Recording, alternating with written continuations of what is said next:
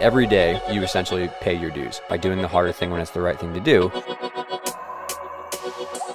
I think the issue with a lot of trampoline teams that want to be successful at the higher level is they try to build to the higher level before their foundation is built, and their foundation is built actually off of the trampoline. Right. So if you add up, right, so one routine is 10 consecutive skills, right?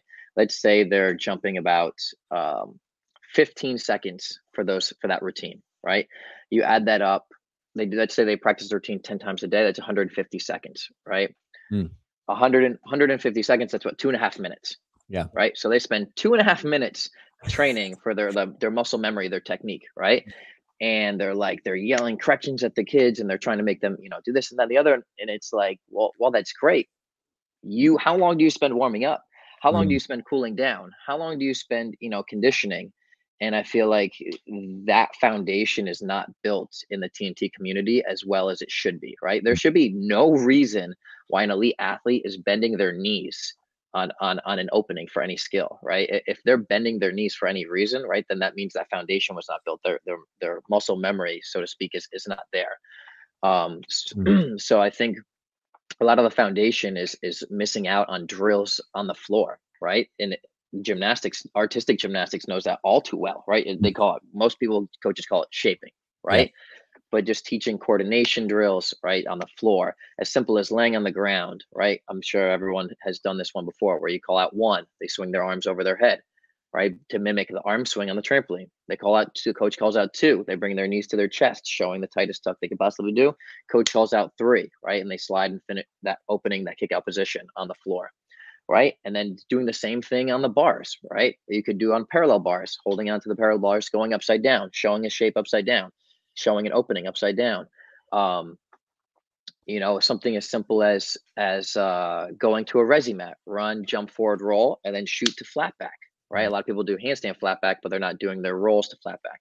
As simple as forward rolls on the floor, right? So how often, most people will do the forward rolls on the floor, but how often are they grabbing their knees to their chest, showing the tuck position that they would like to see in a double or a triple front?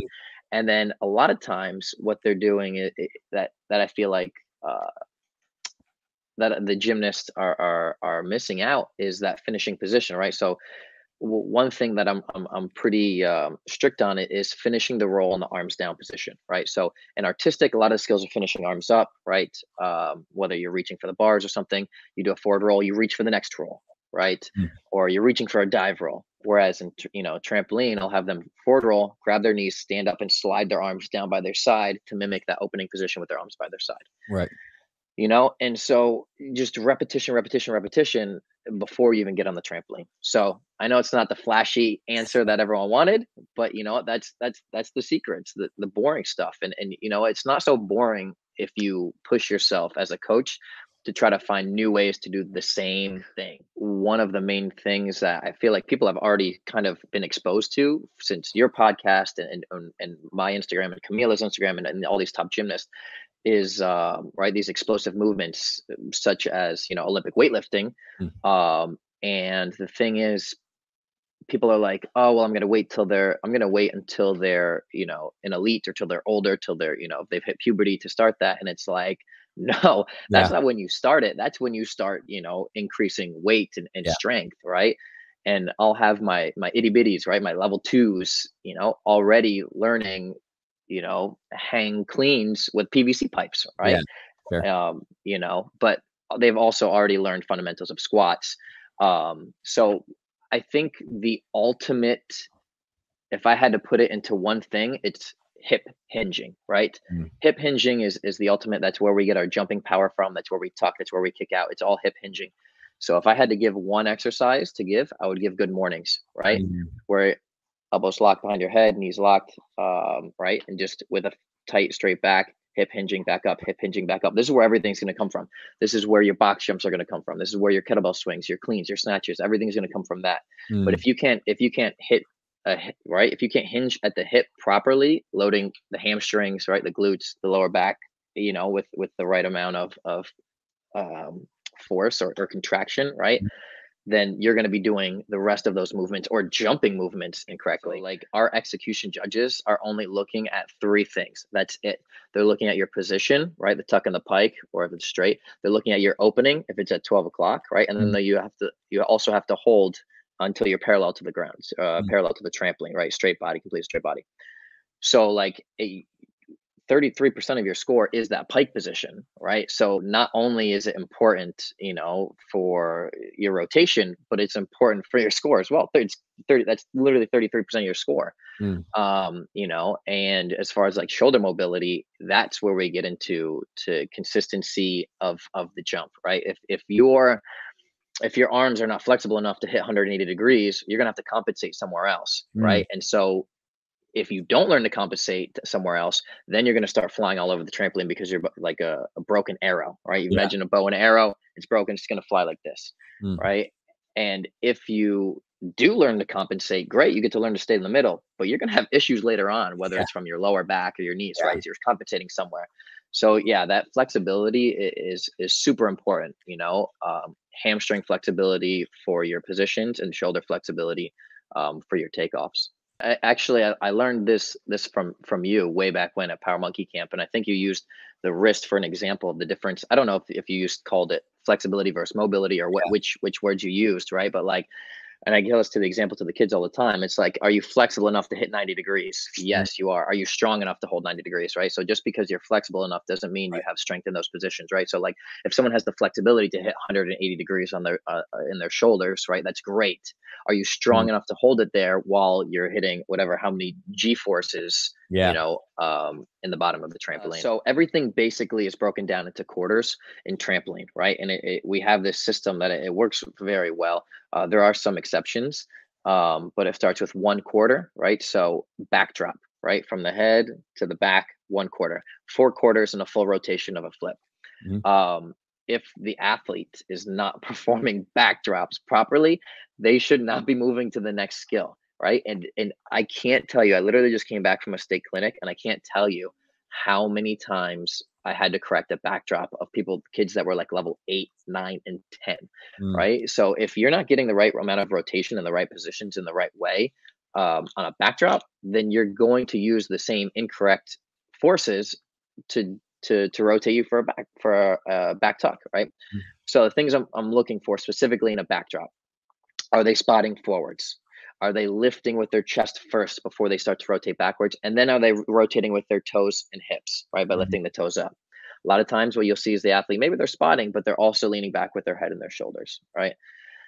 Next step, backdrop, pull over to doggy drop. This is usually done from standing still. Athletes stand with their hands up, they fall to their back. The only issue with this one is that the athletes are now falling backwards instead of going upwards. However, it's for safety reasons that they're not jumping, right? Because now this is the first time they're going upside down and backwards. So funny stuff happens, they could do a bazillion backward rolls, but if they start doing a jumping backdrop pullover, they go to handstand, they look backwards. Like they kick their feet forwards, but they're looking backwards, right? Scary stuff starts, here when they start to go upside down for the first time, backwards. So standing still, falling to the back, and then rotating with their toes over. The backdrop pullover is essential, and it's such an incredible drill because once the athlete's on their back, they can't throw their head back. They can no longer lean backwards. Their back is pressed up against the trampoline. They have to learn to rotate with the toes and the hips to flip them over. Otherwise, they're not going to flip over, right? So it kind of forces them to do this. Once the athletes learned from standing still, then we learn from jumping. Backdrop, pullover. Depending on the athlete and the age, sometimes they'll go to their hands and knees, sometimes they'll go to the feet. Then jumping, backdrop, pullover with a shape. Once they've done it, kind of an open position, learning to rotate with the toes. So they learn to rotate with the toes, get into the shape. Usually 99% of the time it's tuck, and then learning to slide with their hands down by their side to landing. And then lastly, for the back tuck, I don't know if it's lazy or scared, right? But it has to be 99% of the time, even if they're older and bigger, it has to be hand spotted, right? Because otherwise they're like, oh my gosh, I did the drills, but now I have to go over backwards.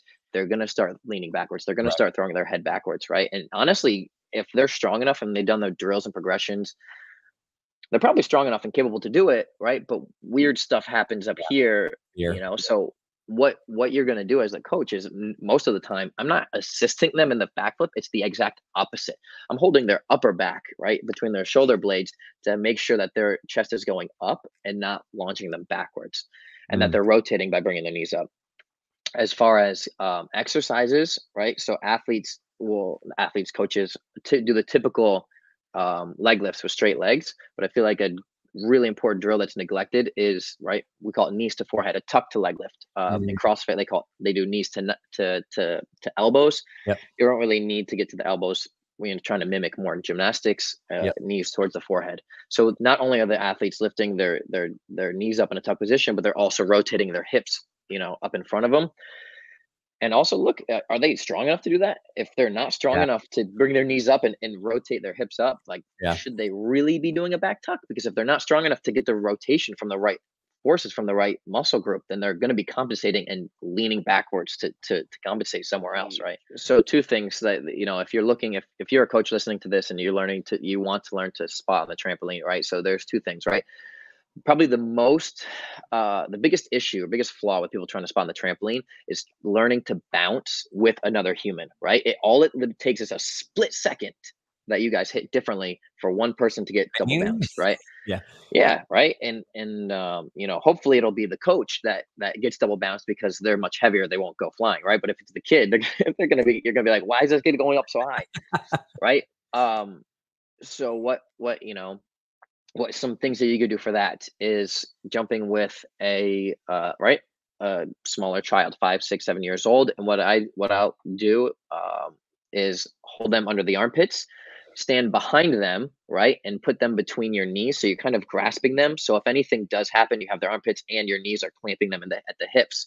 Yep. So right, you can have them just in case. And you kind of jump in. Almost feels like a pogo stick, right? Like you're holding something between the legs and legs. I saw you do this with Dave's daughter at camp. BJ's daughter. Exactly. Right. And then you can kind of move to the side, which is a little more challenging. But again, you hold them at the armpit, the shoulder, or around the bicep, one hand on their back, or you can reach around to the armpit on the other side. And you're trying to learn to bounce back, with them at the same time.